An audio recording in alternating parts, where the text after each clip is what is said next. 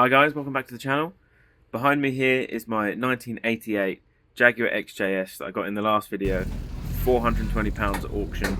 As you've seen in the last video, it's in pretty rough shape. There's some pretty bad little rust spots all over it, but underneath it's actually looking fairly solid. There's a brake line that blew when I got it off the trailer. Basically, one of the rear brake lines around that corner there, that blew when I was getting off the trailer, so we're going to have to replace that. That's why the car's up in the air at the moment. You can't really see. Not a lot of room in here. The car is ginormous for my workshop. I can barely just shut the doors. Yeah, so we've got to fix that brake line, and then we're going to give the thing a proper clean, polish up, so we can try and sort out some of this sort of faded lacquer. Give it a polish up. I think it will come up pretty well. And yeah, take it for a drive and see what it's like. Alright, just before we get started on the video, I want to say a huge thank you to everyone who watched the first video on this. Way more popular than I thought it was going to be, this Jag. And also, it isn't left-hand drive. It looks left-hand drive because my camera flips around. Hopefully I've managed to figure a way around that, because I never really noticed it before, but obviously I'm facing the wrong way. But yeah, big thank you to everyone watching, and stay tuned because this is going to look incredible at the end of this video. So this is sort of how things are going at the moment. I have had all of this apart. I haven't really filmed any of this because it's not very interesting to watch, but I found a couple of broken wires. I've replaced them. Found a broken relay for the flasher unit. Don't know where that's gone, but that wasn't working. So now the hazard switch was all dirty, so that had to be fixed. Hazards are now working fine. Fixed that problem, and then the flashing wasn't working. Now it's working fine. Basically, my main two issues were hazards and main beam. They are fixed. I'm not sure about brake lights because the brake lights weren't working either. So that's my next thing to look at. Once I've done that, I think that's all of the electrical issues done. I don't know why I started on the electric stuff. I just did because I think it was too cold and I didn't want to get on my back under there. But let's do that next. Let's get underneath there and fix this brake line. I did show you in the last video, but you can probably see under here, right there, where it goes around that corner. Would like to take the whole line out, the whole way, but we'll see how long it is. Yeah, let's get to it. Alright, so I've just cut this bit of brake line out. I would normally just replace the whole line, but this one is absolutely huge. So I've just cut it there and up there. Just going to patch in a section. I know this isn't really the best thing to do, but the brake line's absolutely massive, and the rest of it's absolutely fine. There's not a single bit of wear on the brake line at all, so I'm assuming this must have got nicked by something going down the road. But yeah, it's gonna make a new one of these with this bit here and patch it in.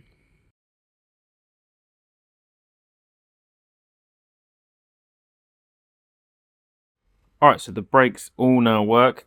I've replaced the little brake line down there. I showed a little bit of making the line. Here's what it looks like in the car. A little bit of a bodge. Should really replace the whole line, but if it works, it's not a bodge. It's fine. So the car's in here. Someone commented in the last video saying, I wish you'd clean up that workshop. I've cleaned it up the best I can. It's so much better in here. The car still doesn't really fit, but I can walk around it at least, sort of now. I've got quite a fair bit of room down here now for when I'm working on the engine and stuff. But yes, car is in. Brakes are now all working. I've got the brake lights working.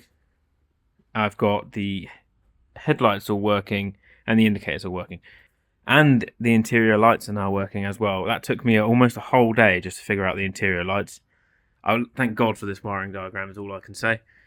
Yes. Oh, if you see a little bit of weird smudging on the camera, it's because I dropped it the other day and managed to smash the back glass. But it's I've got a new one on order, so that hopefully shouldn't be there for very long. Alright, now the brakes are working. To get them working, I had to bleed the rear brakes because I changed that bit of brake line. And on most cars, that's a really, really simple job. On this, it was something I've never experienced before, because these don't have a brake servo like a normal car. They've got this little thing here, which is called a, I don't know, it's like a actuator, ABS pump, sort of, I don't know. But anyway, you've got to turn the ignition on, wait about 10 seconds for this to prime, and then turn the ignition off. Then you can pump the brakes once. And then you have to do that every single time you want to pump the brakes. I think it's all working now. I think it's all working fine. I did let the thing run out of fluid, which I think there's a little bit of air in this system, which is a bit of a pain. It seems to be building up pressure and then cutting off, which I think is the correct thing. To get the brake lights working, it was just the switch on the brake pedal that had gone faulty. Just managed to clean that up, and that works fine now. And interior lights was just something mega complicated, chasing wires everywhere. But yeah, everything's working. So next thing, get this thing outside, give it a good clean, and get all this stuff off, and then dry it, and we can polish up some of this paintwork, because this is going to come up really nice, I think. Well, most of it. As you can tell, there's obviously a lot of blisters everywhere. But yes, most of this will come up nice, and I'm looking forward to what it's going to look like.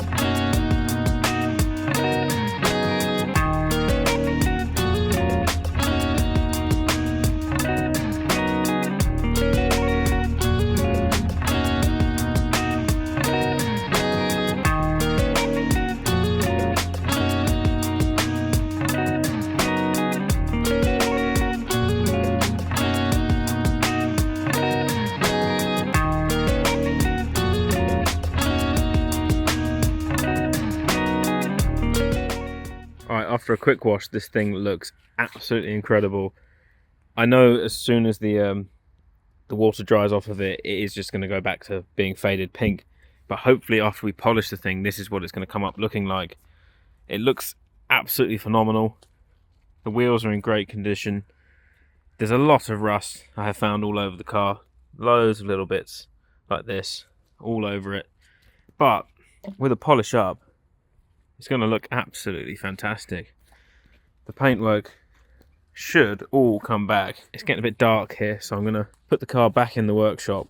Hopefully in the morning it's dried and it's gone, well, back to pink instead of red.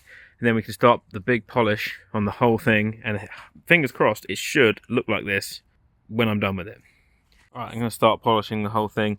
The car's dried now and it's gone back to its original salmony pink colour.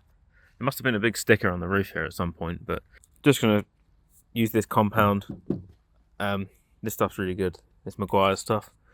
What I normally would do is I would actually flatten this down with a bit of wet and dry, just to flatten the paint and then sand it. But this paint's in such sort of poor condition all over the place, so I'm not really going to bother. I'm just going to go straight in with the polisher. And yeah, it should come up. It should come back to red. I'm not sure how much I'm going to have to do, but it's a huge car, so it's going to take a long time. And yeah, let's hopefully all of this should come up really nice at the end.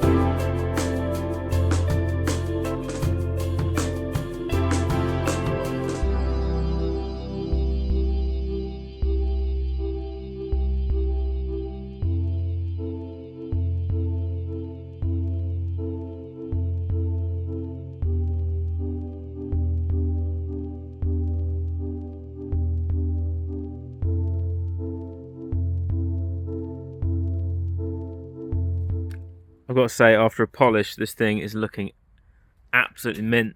It definitely isn't. It's got rust bubbles all over the place, but this paintwork has come up extremely nice. I'm sure it won't last. It will, you see a little bit there starting to fade back already. I'm sure it will fade back, but it really is, I think, the best colour that these cars came in. It really looks nice. There's a couple rust bubbles here on either corner, which are quite bad, and on the wings, but it really does look pretty good. There was some serious fading on the roof. You can barely see it now. The only thing that's really letting this top side of this car down visually is this bit of silver paint here to cover up this rust. And look how that's a pretty bad bit there as well. But I mean, we're about 5 feet away.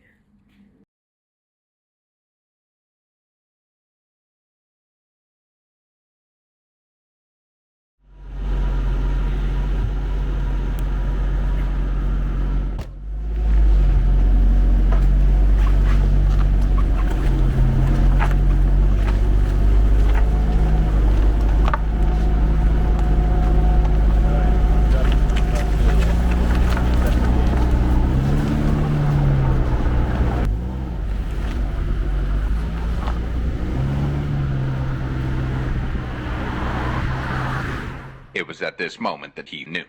He fucked up. Alright, we're out in the Jag. For some reason I can't get more than first gear. Yeah, we can't seem to get any gears. I've only got first gear. First gear is lovely, I have to admit. But unless you only want to go 20 miles an hour, pretty screwed. It rides really nice, cruises nice, but yeah, one gear just doesn't seem to change. We'll do a bit more testing when we get back, but pretty disastrous so far. It's and my indicators have stopped working, which is really annoying.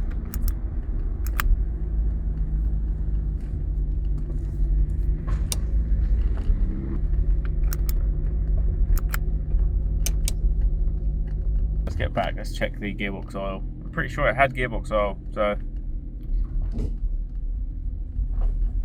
Oh, that's not good noise. What was that? Jesus Christ. Right.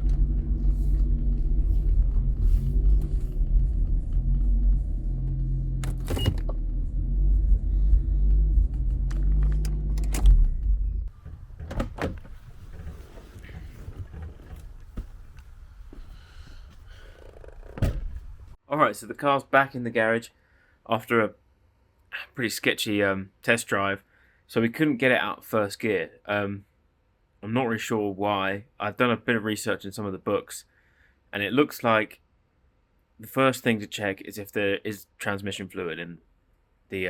I did check, but I didn't realise that you had to check them whilst the engine is running and it's in gear with the handbrake on. I didn't know that, so I just found that out from the book. So I've just checked the level with it in gear with the handbrake on, and it's just on the bottom, like barely touching. If anything, it's not touching at all. So I've ordered some transmission fluid. We'll put that in, see if that fixes it. But then I started delving into the temperature gauge because I really don't want it to overheat on me when I'm driving, and I have gone down a rabbit hole I don't think I wanted to go down. So this is how it's currently looking. This is about an hour after my test drive. I've had the whole binnacle out of the car. It's pretty rusty. These are all of the warning lights. So if you ever get an engine light on or anything, just simply yonk out the light.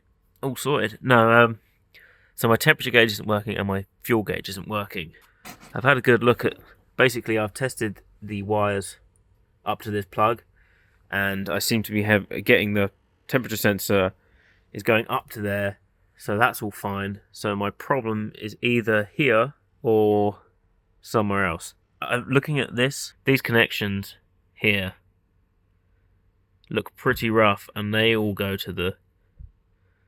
Actually, it's not so bad that side, but they all go to the center gauges, I think. So Gonna give this thing a good old clean up. Probably gonna take it home with me and just give it a good, nice clean. But in order to do that, I have had to take apart pretty much the whole dashboard, steering wheel. So I'm probably going to save all that work for the next video. We're going to get this thing on the road legal, fingers crossed. Going to get it through an MOT. It's going to be back on the road, and hopefully it shouldn't cost me much money to do so. But this thing has come up really, really nice after a polish. I'm sure the paint might go back to being faded, but if anyone knows any good tips on how to stop the paint from fading back once you polish it, I'd really appreciate that. But yeah, in the next one, fingers crossed, we're going to fix the transmission issues in this, get all of the electronics working, because I've still got quite a few things to fix, but we're cracking through them slowly, and get this thing through an MOT so that it can actually be put back on the road. Shouldn't be too much work, I hope. But yeah, stay tuned, subscribe if you want to see this thing back to its former glory-ish. One day, if I do keep it, we'll restore it properly, but I just want to get it roadworthy mainly, and then maybe it could be someone else's car to do all the little odd jobs of rust and things. But yeah, I just want to get it sorted and drive it, really. So yeah, stay tuned. I'll see you in the next one.